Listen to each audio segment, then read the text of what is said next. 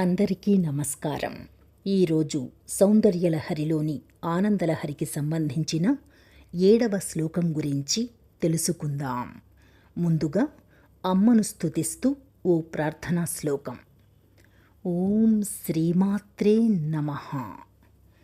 హ్రీంకారాసవగర్భితానలశిఖాం సౌః క్లీం కళాం బిభ్రతీం సౌవర్ణాంబరధారిణీం వరసుధాధౌతాం త్రినేత్రోజ్వలాం వందే పుస్తకపాశమంకుశధరాం స్రగ్భూషితాముజ్వలాం త్వాం గౌరీ త్రిపురాం పరాత్పరకళాం శ్రీచక్రసంచారిణీం. ఇప్పుడు సౌందర్యలహరిలోని ఆనందలహరికి సంబంధించిన 7వ శ్లోకం. క్వణత్కాంచీదామాకరికలభకుంభస్తననతా పరీక్షీణా మధ్యే పరిణతశరశ్చంద్రవదనా ధనుర్బాణాన్ పాశం శృణిమపి దధానా కరతలైః పురస్తాదాస్తాం నః పురమధితురాహో పురుషికా.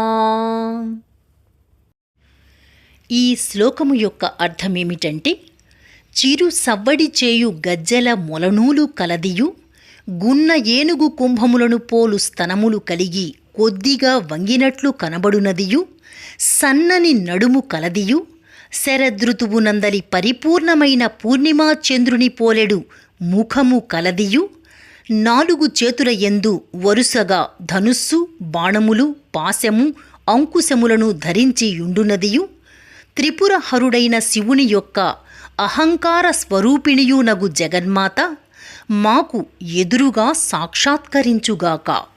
నడుముకు ప్రకాశిస్తున్న వడ్డాణముతో ఉన్నతమైన మాతృస్థనములతో సన్ననైన కటి భాగముతో చంద్రబింబము వంటి ముఖముతో విరాజిల్లుతున్న జగన్మాత తన చేతులలో బాణములు, పాశము, అంకుశము ధరించి ఉన్నది.